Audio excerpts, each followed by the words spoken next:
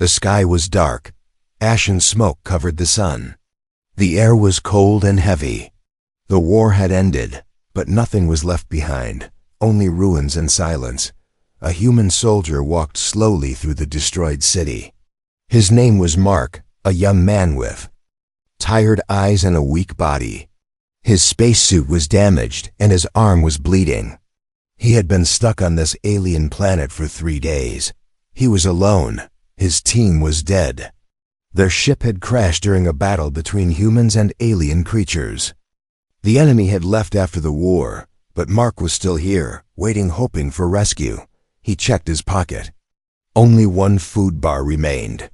It was small and old, but enough to keep him alive for one more day. Mark sat near a broken wall and looked at the food. His hands shook from hunger. His stomach made noise. He unwrapped the bar slowly. Just before he could eat it, he heard a sound, a soft cry. Mark turned his head quickly. He reached for his laser gun, but there was no danger. Behind a broken rock, something moved. A small hand, blue and glowing, touched the ground. It was a child, a small alien girl. Her skin was light blue, her eyes large and silver. She wore torn clothes. Her leg was injured. She looked scared and hungry. Mark froze. He had never seen an alien child before. The two stared at each other. The girl did not speak. She just looked at the food in his hand. Mark looked at his last meal, then at the girl again. His fingers tightened around the food bar. If he gave it to her, he would have nothing. He might die tomorrow. But if he didn't, he remembered something. A long time ago, his little sister had once cried from hunger during a storm. Mark had given her his food. She had smiled. That moment had stayed in his heart. Now, he was looking at a different child, but the same hunger in her eyes. He sighed. Slowly, he stretched his hand and gave the food to the alien girl. She did not move at first. She looked confused. Mark smiled. A little. It's okay, he said softly. The girl crawled forward. Carefully she took the food bar and started eating. Her eyes filled with tears. Mark leaned back against the wall, watching her. He was weak, but inside, he felt a small warmth. The girl finished eating. Then she looked at him, silent. She stood up and walked closer. She raised her small hand and touched Mark's arm where it was bleeding. Her hand glowed. Suddenly, the pain was gone. Mark gasped. The wound closed. She had healed him, but then, a sound came from above. Enemy drones, small flying machines searching for any survivors. Mark pulled the girl close and hid behind a wall. The drones flew over them, scanning the ground. He held his breath. The girl stayed still. She didn't make a sound. After a few seconds, the drones flew away. Mark looked at the sky. No rescue ship, no signal. He looked at the alien girl. "You should go," he whispered. "It's not safe here." She tilted her head. She did not understand his words, but she felt the meaning. That night, they sat near a small fire. Mark gave her his jacket. She fell asleep beside him. When he woke up in the morning, she was gone. No footprints. No sound. Just empty space. Mark felt a strange sadness. He had lost his last food. He had risked his life. But somehow, he didn't regret it. He stood up and looked at the sky. Still no help. Still alone. But something inside him had changed. He had saved someone. Even in this broken world, he had done one kind thing. The fire had turned cold. Ashes floated in the air like tiny gray feathers. Mark opened his eyes slowly. His body was stiff and the ground beneath him was hard. He looked to his right. The jacket was still there.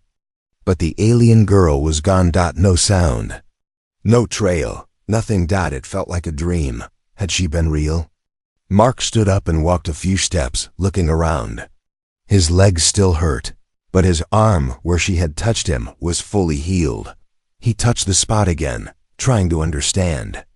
"She saved me," he whispered. The sky was still dark. The city still broken, but something had changed. For 3 days, Mark had felt like a dead man walking. Now for the first time, he felt alive. Suddenly, a soft sound came from the distance. A low hum. He turned his head sharply. A rescue ship had hovered over the ruins, scanning for heat signatures. Mark ran toward it, waving his arms. The ship landed. 2 soldiers stepped out, shocked to see him alive. They gave him water, medicine, and helped him into the ship. As the doors closed behind him, Mark looked back one last time. No sign of her. Scene change. Years later, the war was over. Peace had returned. Mark now lived on Earth, in a quiet part of the mountains. He didn't talk much. He had medals, awards, but he didn't care for any of them. He had seen things others couldn't understand, but there was one memory that stayed with him every night, every morning. A small blue girl with silver eyes, and a gentle hand that healed, emotional. Flashback. One evening, as he sat near his cabin's window, it began to rain. The sound of the drops on the roof brought back an old feeling. He closed his eyes. Suddenly, he saw her again, in his mind. The way she looked at him. The way she had eaten the food slowly. The silent goodbye. He whispered, "Where did you go?" A part of him had always wondered what happened to her. Did she survive? Was she just a lost child, or something greater? He had never told anyone. The world thought he had survived alone, but he knew the truth. He hadn't saved her. She had saved him. Suspense begins. That night, as Mark slept, something strange happened. The wind outside became loud. The lights in his house flickered. His old radio turned on by itself. Static filled the room. Then, a voice. A soft, strange, echoing voice. "Friend." Mark's eyes opened. The room was dark. The radio went silent. He stepped outside. The rain had stopped. Far in the forest, he saw a small light floating, moving, like a star had fallen to earth. He picked up his old jacket and followed it, step by step, into the night. The forest was silent, but in the shadows, something was waiting. Something. Or someone. Who had returned after many years, not as a child, but as a protector. HFY Sci-Fi Story, Part 3. It began with a tremor, not an earthquake, not thunder. Just a low, deep hum that made the glass on Mark's window shake. He opened his eyes. Midnight, sky full of stars. Silent forest, but something was wrong. The hum grew louder, like a giant machine breathing. Mark stepped outside, holding a flashlight. The cold air touched his skin like ice. The trees stood still, but the ground below them felt alive. He looked up. There, above the mountain ridge. A light. Not a plane. Not a drone. It was too smooth, too bright, too quiet. It floated down slowly, glowing with soft blue pulses like a heartbeat. Then it disappeared behind the trees. Mark's heart began to race. He had seen lights like this once before, years ago, on that broken alien planet. But no one had believed him. He didn't wait.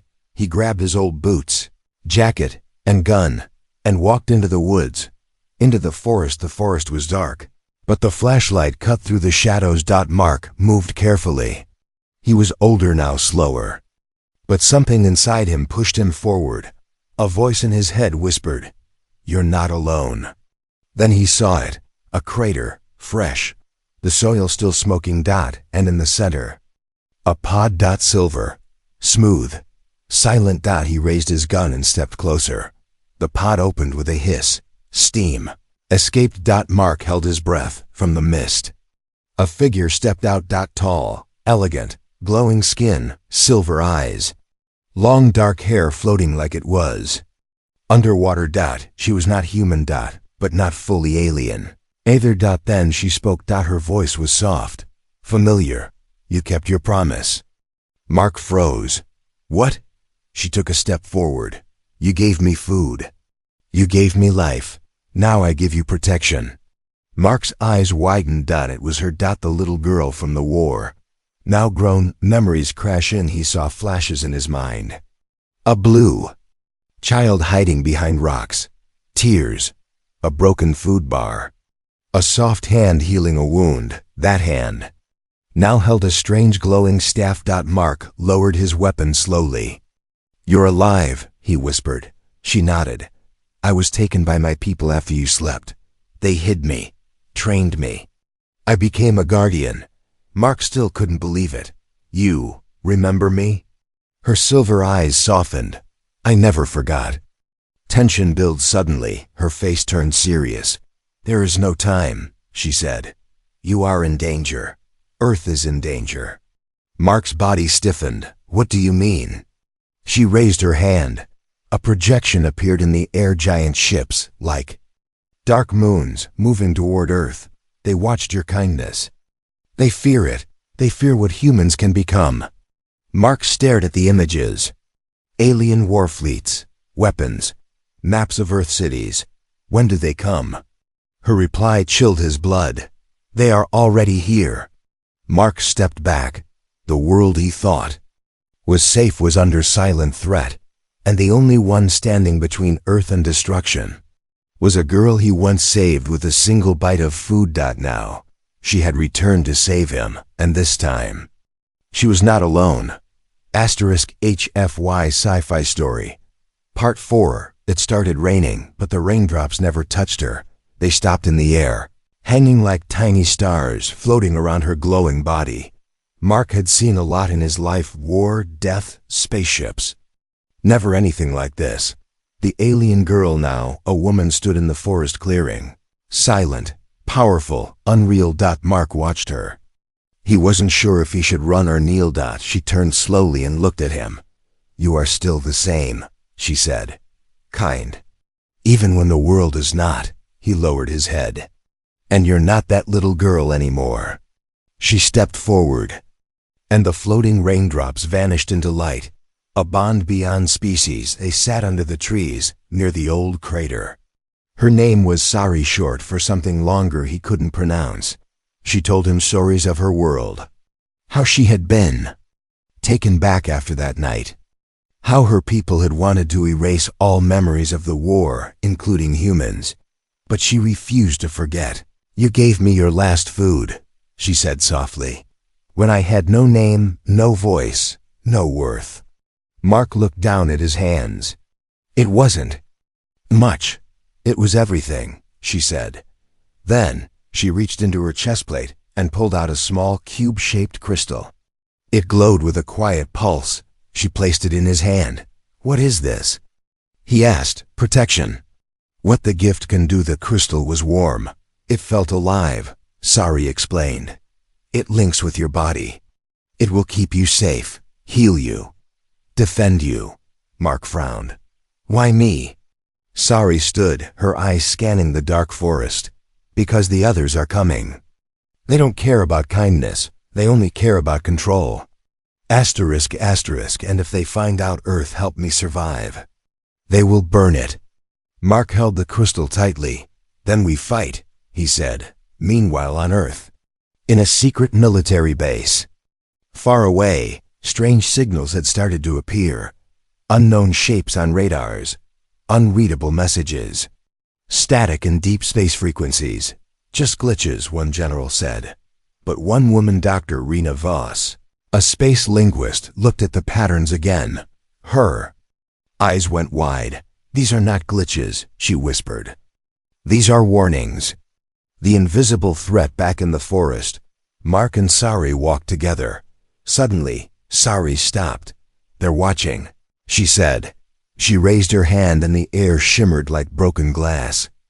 Out of nowhere, a black drone appeared, camouflaged perfectly, floating, scanning. It turned toward them. Sari's eyes flashed. The drone exploded silently into dust. Mark's heart raced. "How many of those are there?" "Too many," she replied. "But they don't know I'm here yet." Her promise before she could leave. Mark stopped her. "Why are you doing this?" he asked. "You could have just forgotten me, lived your life." Sari smiled. "You didn't forget me. You shared your life. Even when you were dying. Now I share mine." She touched his shoulder. A flash of energy ran through his body, warm, bright, full of memory. For a moment, he saw what she had seen, herself as a scared child, alone, cold, hungry, then a human face.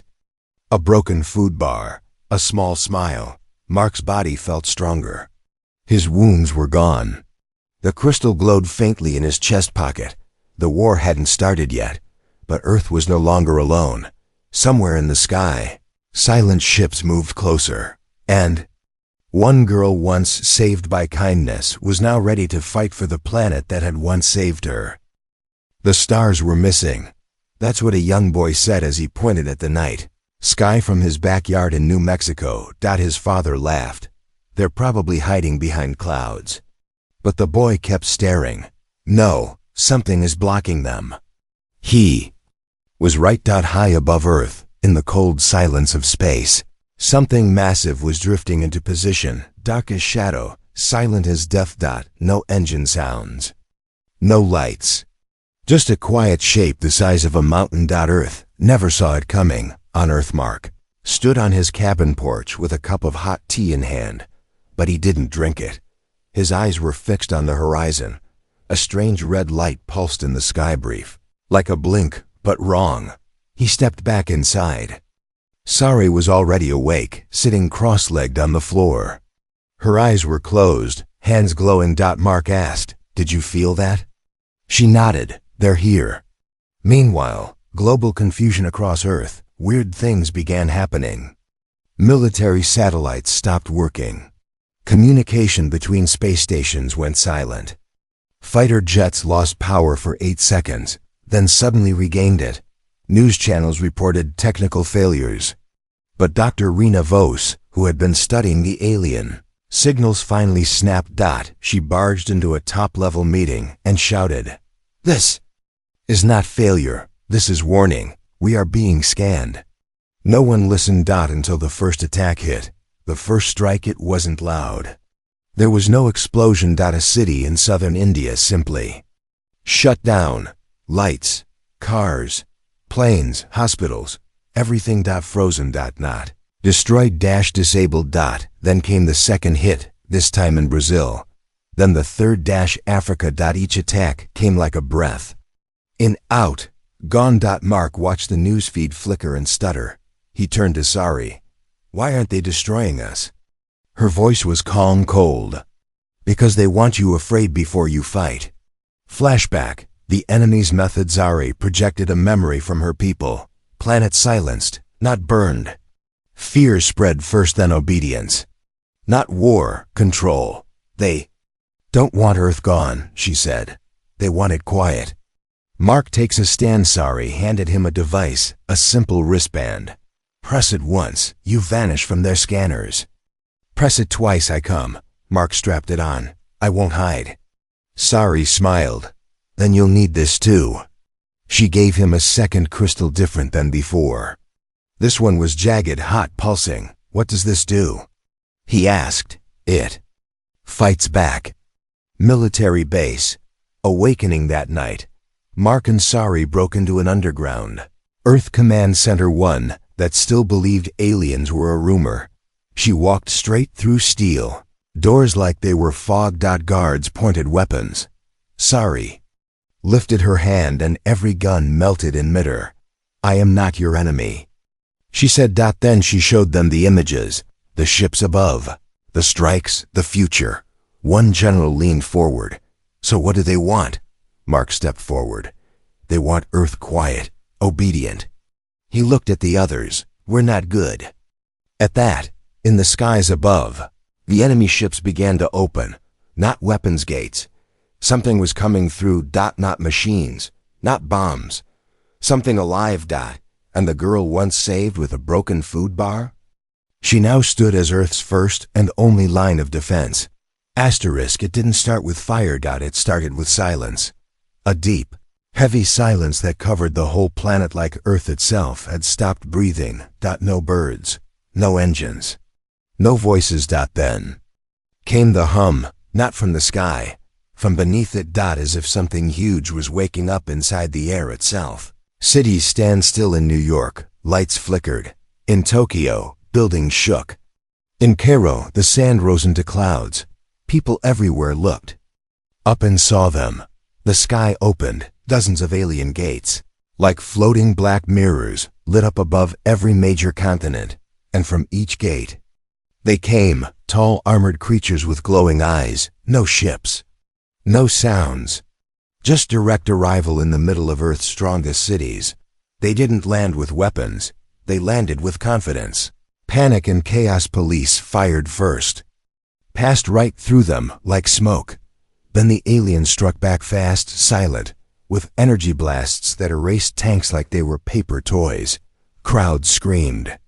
Governments fell into panic. Emergency lines died. It was no longer a secret. Earth was under attack. Mark stand far from the cities.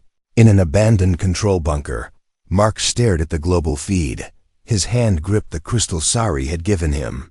His other hand reached for the old gun he had carried since the war. He looked at her. Sari stood calm, taller, glowing, her armor pulsing with energy. "They're not here to destroy," she said. "They're here to kneel Earth down, slowly." Mark nodded. "Then we stand first." "Battle begins." Sari raised both hands. From the mountains, a blinding wave of energy pulsed into the sky. A signal. Her call was answered. From orbit, 5 more of her kind appeared, guardians like her, landing like thunder on Earth's surface.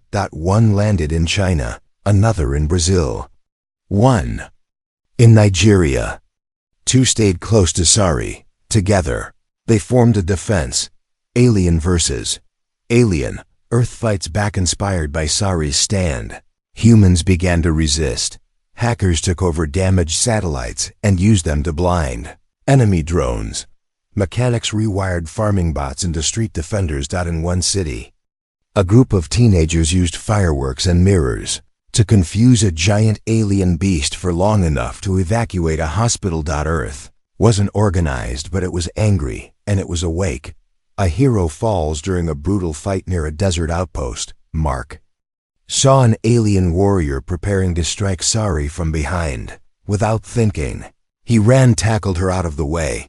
The blast hit him instead. He fell hard. Smoke rose from his shoulder.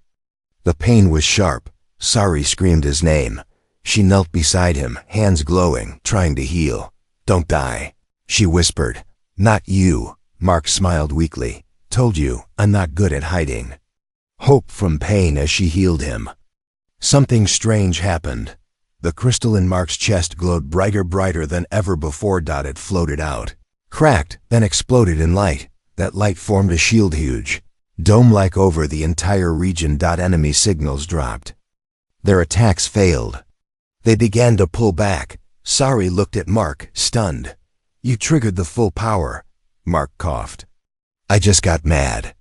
The first wave had been stopped, but this was only the beginning. From beyond the stars, something larger was on its way, something even Sari feared. And as the Earth took its first deep breath of hope, the real war had just begun. The sky was full of color: red, blue, silver, gold, but none of it was natural. This wasn't a sunrise. It was a warning. A second gate, 10 times larger than the first, had opened above Earth. Its center pulsed like a heartbeat. Its edges cracked like thunder. Inside it, something massive moved. The true enemy had arrived. A giant wake. Sari stood on a mountain cliff, wing tearing through her long dark armor. Her glowing eyes stared at the sky. Calm but heavy. She whispered something in her native tongue. Mark, still injured but standing, came up beside her. "That's not just a ship, is it?" She shook her head. "It's a mind. A living weapon. A collector of planets." He tightened his grip on the arm brace. "So, how do we fight that?" Sari looked at him, not with fear, but with something deeper. "We don't fight it. We speak to it." Ancient technology. She handed Mark a final crystal, dark and quiet. "This holds a record of what you did for me, what you gave." Mark frowned. "You think it'll care?" Sari's voice was soft. "It doesn't feel kindness, but it understands power. And in our world, kindness is power when it's remembered." They walked together toward a giant field where Earth's remaining defenders gathered soldiers, civilians, guardians, machines patched together with scrap. They weren't ready, but they were united. The final confrontation, as the living weapon approached, the ground shook. Its voice wasn't sound. It was felt, inside bones and thoughts. This world resisted. Now it forgets. Sari raised the crystal high. It floated into the sky, pulsing with memory. Then it showed everything. A human soldier, cold and broken, giving away his last food. A small alien child, scared and hungry, being saved without a word. Two species, once enemies, now standing side by side. The weapon paused. Why? Mark stepped forward, weak but proud. Because survival is easy, mercy is harder. And that's what makes it human. A shift in the sky, the gate stopped growing. The weapon didn't attack. Instead, it scanned Earth one last time, slower, softer. Then it said, "Memory received, repayment accepted." And just like that, it closed. The second gate collapsed into light, and the silence returned. But this time, it wasn't fear. It was peace. One last gift later, as cities began to rebuild. And power returned. Sari met Mark at the same forest clearing where she had first arrived. She handed him a final device, a cube glowing with soft blue light. "What is this?" he asked. "Our knowledge, our healing, our way of saying thank you." Mark looked at her. "You really didn't have to come back," she smiled. "You didn't have to save me, either. But you did." Full circle, she turned to leave, but before stepping into her ship, she paused. "We will not forget Earth. Not this time."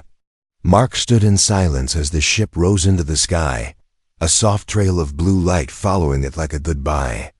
He looked down at the food bar wrapper he had kept all these years, cracked, faded, but still there. A reminder that sometimes, the smallest kindness can echo across stars.